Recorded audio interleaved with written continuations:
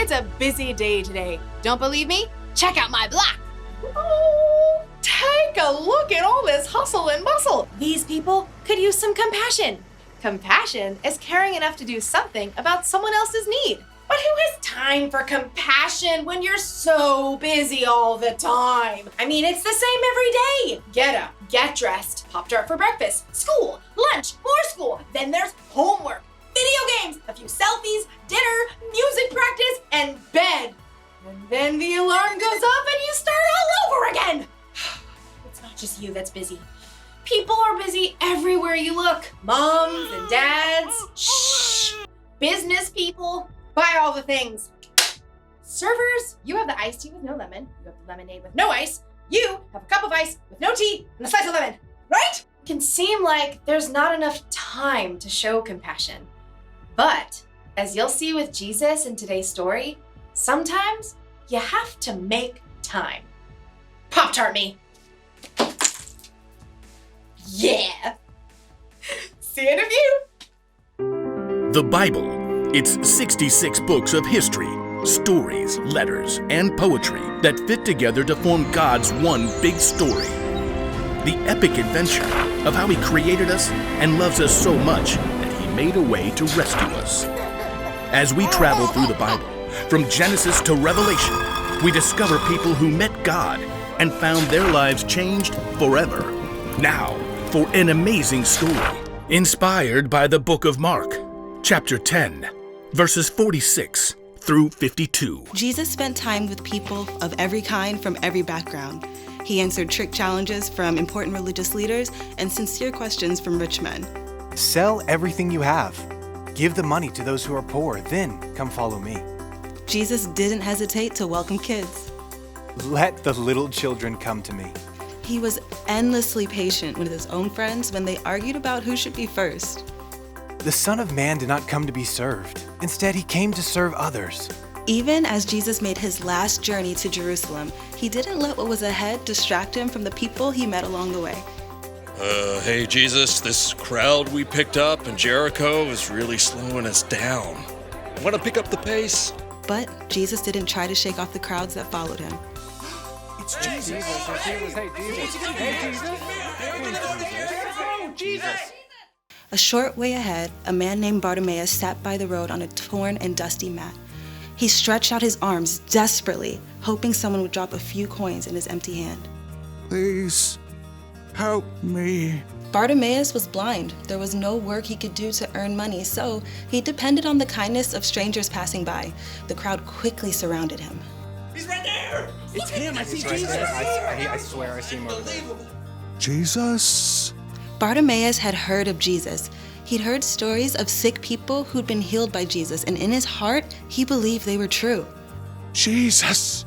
Bartimaeus knew he couldn't let this chance slip away. Jesus! Son of David! Have mercy on me! Shh! Be quiet! Jesus probably doesn't have any time for you. Son of David! Have mercy on me! Let it go! Jesus! Through all the noise and clamor, Jesus heard Bartimaeus' plea. It would have been easy to keep walking, to push on towards Jerusalem, but instead, Jesus stopped. Call for him. What's happening? Cheer up!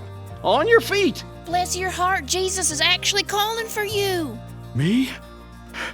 He heard me. Bartimaeus jumped up, tossing aside his dusty coat. He staggered towards the voice he'd heard. Hands in the crowd helped him to find his way. Jesus! What do you want me to do for you? Teacher! I want to be able to see. Jesus smiled as he looked directly into Bartimaeus' unseeing eyes. Go. Your faith has healed you. Bartimaeus blinked and blinked again. Bright colors and shapes flashed before his eyes, vivid and breathtaking. My eyes! I can see! As a brand new world came into focus, Bartimaeus fixed his gaze on the face before him, the deep eyes and kind smile of Jesus. Thank you, Jesus! Thank you! Jesus nodded, then turned again towards Jerusalem. As the crowd began to move, Bartimaeus joined in to follow the man who had stopped for a few minutes to change his life.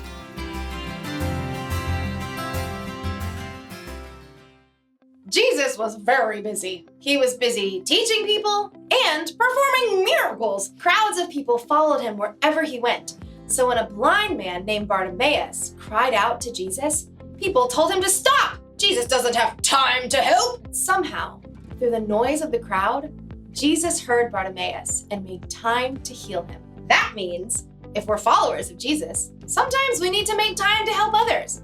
After all, there are a lot of people on our block who need help. There are people who need understanding. There are people who need space. But how can we help others when we're so busy all the time? Well, sometimes it means giving up what you want to do so you can do what someone else needs. There are only so many hours in the day. We should use at least some of that time showing compassion to the people around us who need it. That's the one thing to remember today. Make time to help others. You may not be able to help everyone, but if one person makes time to help another person, then pretty soon there's a chain reaction of compassion. And Pop-Tarts always help. You get a Pop-Tart, and you get a Pop-Tart, and you get a Pop-Tart, and you get a Pop-Tart. Ooh, and let's not forget, you too get Pop-Tarts! See you around!